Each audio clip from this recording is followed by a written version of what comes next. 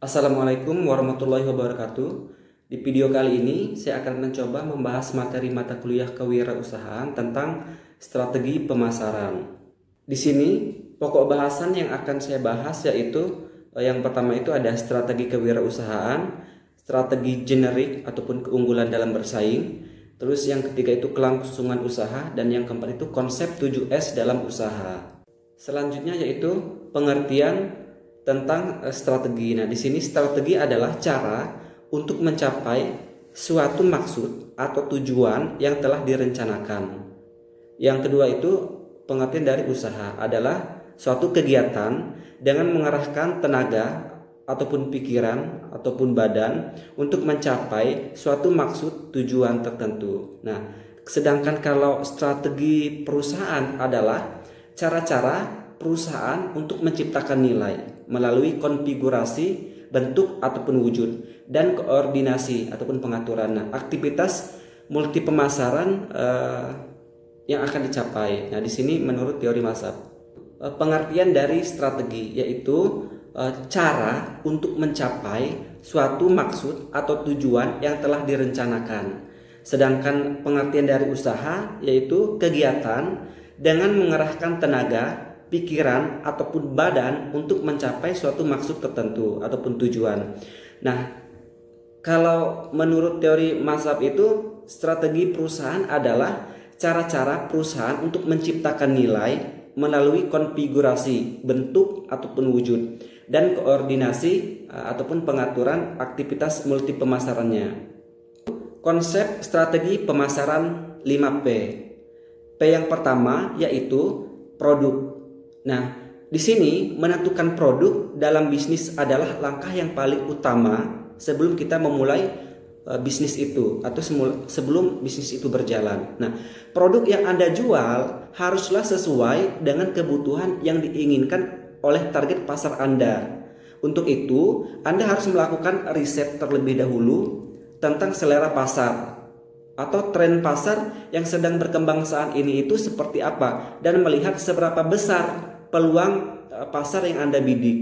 P yang kedua yaitu price ataupun harga. Nah, di sini untuk menentukan harga jual produk, Anda harus teliti menghitung total semua biaya yang sudah Anda keluarkan selama produksi berlangsung. Nah, untuk price di sini ada 3 cara penetapan harga yang bisa Anda lakukan agar terhindar dari kerugian. Yang pertama itu penentuan harga berdasarkan biaya produksi ditambah dengan keuntungan. Biasanya keuntungan yang diambil adalah 30% dari harga produksi. Yang kedua, menentukan harga berdasarkan kompetitor. Nah, jadi Anda bisa riset terlebih dahulu sebelum menentukan harga. Tentukan harga di bawah harga kompetitor, tetapi dengan kualitas yang sama dengan kompetitor kita. Jadi ini bisa menjadi salah satu strategi Anda untuk menarik konsumen dari kompetitor Anda. Yang ketiga yaitu penentuan harga berdasarkan permintaan. Nah, jadi di sini konsumenlah yang akan menentukan harga produk yang Anda miliki dengan mengacu pada kualitas yang produk Anda miliki. Tetapi jika harga yang diberikan masih di bawah harga produksi, Anda harus bisa menaikkan harga jualnya sehingga bisa tetap mendapatkan keuntungan. P yang ketiga adalah promosi. Di sini promosi adalah langkah untuk mengenalkan produk yang Anda miliki kepada konsumen. Nah, apalagi jika produk yang Anda jual itu adalah produk baru, maka promosi ini sangat penting dilakukan. Nah, agar promosi yang dilakukan bisa tepat sasaran, ya, maka Anda harus melakukan riset terlebih dahulu terhadap produk yang Anda jual dan siapa saja yang menjadi calon konsumen Anda yang potensial untuk membeli produk Anda. Nah, setelah itu Anda hanya perlu memilih melalui media mana Anda untuk melakukan promosi, apakah offline ataupun online. P yang keempat yaitu tempat. Nah, di sini agar penjualan Anda itu bisa maksimal dan produk mudah untuk didapatkan oleh konsumen, maka Anda harus memilih tempat yang strategis untuk berjualan. Nah, hal-hal yang harus diperhatikan dalam menentukan tempat ini yaitu yang pertama itu lokasi yang strategis, mudah diakses oleh semua orang dan dekat dengan keramaian. Nah, sesuai dengan target pasar yang sedang Anda bidik. Jika target Anda adalah para pekerja misalnya, maka usaha yang dibuat haruslah berdasarkan harus dekat dengan perkantoran, mudah dijangkau oleh semua konsumen. Nah, terutama dari segi transportasi, produk yang dijual juga haruslah menarik perhatian konsumen. P yang terakhir yaitu people ataupun manusia. Nah, SDM yang Anda pilih itu harus benar-benar orang-orang yang pilihan atau orang-orang yang kompeten di bidangnya, yang bisa menghasilkan produk dan layanan yang terbaik. Nah, jangan ragu ya, Anda jangan ragu untuk melakukan seleksi kepada calon karyawan Anda dalam bisnis yang Anda bangun. Nah, hindari referensi dari kenalan atau saudara jika dirasa skill ataupun kemampuannya itu dirasa belum sesuai dengan yang Anda butuhkan. Selanjutnya yaitu 3 strategi generik dan keunggulan bersaing menurut teori Porter. Yang pertama yaitu strategi biaya rendah atau cost leadership. Di sini kita berusaha menekankan pada upaya memproduksi produk standar dengan biaya per unit yang sangat rendah. Nah, produk ini biasanya ditujukan kepada konsumen yang relatif mudah terpengaruh oleh pergeseran harga atau menggunakan harga sebagai faktor penentu keputusan mereka untuk membeli ataupun tidak. Contoh perusahaan yang menerapkan strategi biaya rendah di sini adalah Toyota Mobil. Di sini dilihat dari implementasi just-in-time produk tersebut. Nah, sehingga proses produksi bisa dipotong dan efisiensi dapat tercapai. Selain itu juga perusahaan-perusahaan lain yang menggunakan strategi biaya rendah di sini adalah seperti perusahaan Walmart, BIC, McDonald dan Black & Decker. Mereka menggunakan strategi biaya rendah untuk menarik konsumen mereka. Strategi generik yang kedua yaitu strategi pembedaan produk. Nah, strategi ini mendorong perusahaan untuk sanggup menemukan keunikan tersendiri dalam pasar yang menjadi sasaran mereka. Nah, keunikan produk ini dibuat untuk menarik minat sebesar-besarnya dari konsumen yang potensial. Contoh perusahaan-perusahaan yang menerapkan strategi pembedaan produk ini, yang pertama itu ada Starbucks Coffee ya. Di sini dengan kopinya yang berbeda dengan kopi shop lain, sehingga pengunjung betah untuk berlama-lama dan rela mengeluarkan harga yang cukup mahal dari kopi shop yang lain. Yang kedua itu PT Indofood. Di sini terutama untuk produk mie instannya ya, mereka itu memiliki keunikan rasa dan promosi iklan yang mengusung tema Nusantara.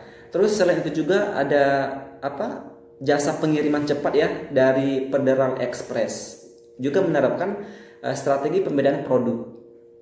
Strategi generik yang ketiga yaitu strategi fokus. Nah, di sini strategi fokus yang digunakan adalah untuk membangun keunggulan bersaing dalam suatu segmen pasar yang lebih sempit. Jadi ruang lingkupnya itu lebih kecil, pangsa pasarnya. Nah, strategi jenis ini ditujukan untuk melayani kebutuhan konsumen yang jumlahnya relatif kecil. Dalam pengambilan keputusan untuk membeli produk itu mereka tidak dipengaruhi oleh harga. Jadi biasanya strategi fokus di sini dia lebih ke konsumen yang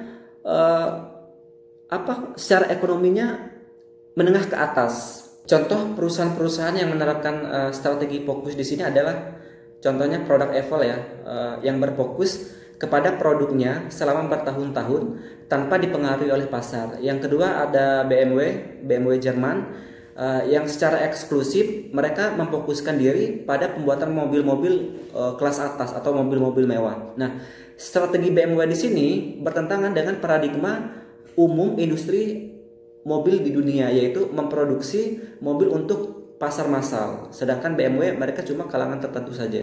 Materi selanjutnya yaitu 7 langkah bertahan dalam persaingan dunia usaha. Yang pertama itu konsep yang matang atau jelas. Nah, dalam menentukan konsep bisnis ada beberapa hal yang harus diperhatikan, antara lain yaitu selera masyarakat ataupun selera konsumennya sendiri, karakteristik atau gaya hidup masyarakat, daya belinya, kemampuan membelinya, sumber bahan baku, sampai dengan adanya bisnis yang sejenis. Yang kedua yaitu perencanaan matang. Nah, dalam perencanaan yang matang di sini, sebuah bisnis plan harus kita buat, yang termasuk dalam bisnis plan di sini yaitu menjabarkan konsep bisnis, terus visi misi, rencana promosi, rencana pemasaran, ya, karyawan, rencana pengaturan keuangan, sampai dengan menentukan analisis risiko yang mungkin dialami dalam bisnis kita. Nah, tujuannya untuk apa? Yaitu untuk menentukan jalan keluar atau solusi atas setiap masalah yang mungkin akan kita hadapi ke depannya, termasuk menghadapi persaingan bisnis yang serupa. Yang ketiga yaitu evaluasi bisnis. Nah, di sini persaingan dengan bisnis yang sejenis seringkali tidak bisa kita hindari dan pasti selalu ada. Nah, sebuah evaluasi terhadap kekurangan dan nilai lebih dalam bisnis kita juga diperlukan untuk semakin memajukan bisnis yang kita punya. Yang keempat yaitu inovasi. Nah, inovasi yang dilakukan dalam berbagai sisi akan menarik pelanggan untuk melirik produk kita dibandingkan dengan kompetitor kita. Misalkan contohnya contoh produk sampo ya, ada yang sasetan, ada yang botolan, dan variasi harganya berbeda-beda. Terus yang kelima ada peluang pasar. Di sini perluasan pasar produk bisa berarti memperluas fokus dan target market pasar yang akan kita sasar. Misalnya jika awalnya produk kita itu khusus untuk orang dewasa, misalkan rasanya lebih pedas dikhususkan untuk orang dewasa. Nah, tidak ada salahnya kita juga membuat makanan yang tidak pedas supaya bisa dikonsumsi atau dimakan oleh anak-anak kecil gitu. Yang keenam yaitu standarisasi. Nah, kita memiliki banyak cabang usaha memang bisa membantu mengatasi persaingan ketat dalam bisnis kita. Nah, yang harus kita perhatikan di sini adalah kesamaan varian produk yang kita jual di semua cabang yang kita miliki. Contohnya KFC, McDonald, ya, mereka kan banyak cabang ya di tiap kota-kota itu, bahkan di seluruh dunia. Nah, kita ambil contoh saja di Indonesia. Nah, ketika kita makan di KFC yang di Bandung, di Jakarta ataupun di Lampung, rasa makanannya akan tetap sama, tidak berbeda-beda. Nah, di sini maksudnya standarisasi itu. Jadi walaupun kita banyak toko, tapi rasanya tetap sama, tidak berbeda. Yang terakhir yaitu yang ketujuh, sistem usaha. Nah, sebuah sistem usaha yang kuat akan membantu usaha kita agar bisa bertahan lebih lama dan mendapat keuntungan yang diinginkan. Nah, buat sistem usaha yang stabil dan kuat. Tujuannya dengan sistem usaha yang kuat ini, yang stabil ini, kita akan selalu konsisten dan akan menjadi nilai positif bagi para investor yang tertarik untuk berbisnis atau join bisnis dengan kita. Selanjutnya yaitu konsep 7S dalam usaha. Yang pertama itu ada strategi.